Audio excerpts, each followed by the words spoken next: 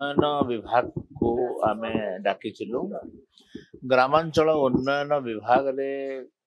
समानकर कार्यकाल कौन कौन केमती केते कार्यकाल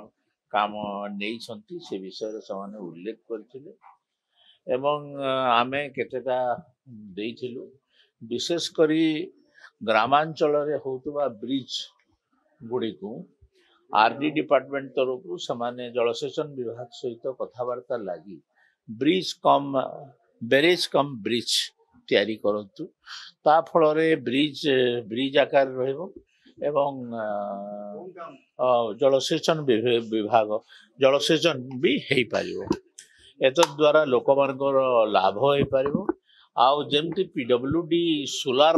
एनर्जी को व्यवहार करुच्ची सेमती रूरल डेवलपमेंट रे विभिन्न जगह रे लाइट पई सोलार एनर्जी को व्यवहार करने रेकमेंड करा जायछि आउ जो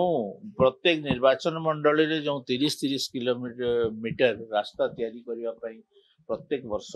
चिंता करा है गोटे रास्ता तैयारी कला को सेटा जदि मन कर 2 किलोमीटर 3 किलोमीटर किंबा 5 किलोमीटर भितर कम बेसी होउछि ताहेले ताकू कंसीडर करा जाओ और सेटा को पूर्णांग करा जाओ ये सब विषय रे आमे आलोचना करिसु एवं निष्पत्ति नै गई आमे रेकमेंडेशन देजु समाने भी राजी हिछ उठाऊ चर्चा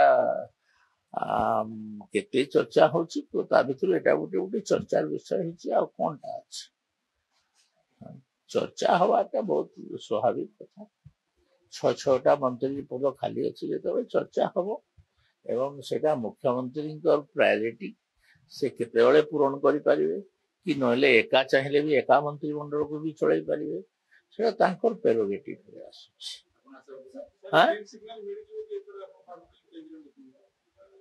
मु से सब जानी नहीं मु तल स्तर लोकटे तलुआ कर्मीटे मु तलरे काम करिवार जाने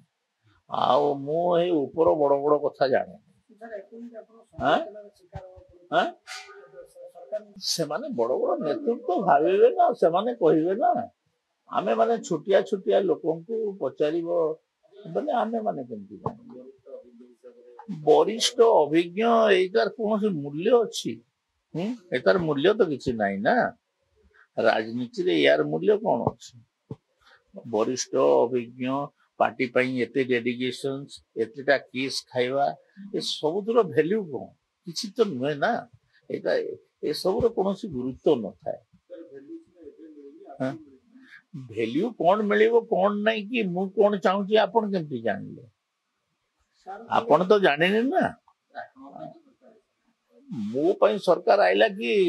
अन्य कहा पई आइला कि की जाने सेटा तो लोक डिसाइड करिवे ना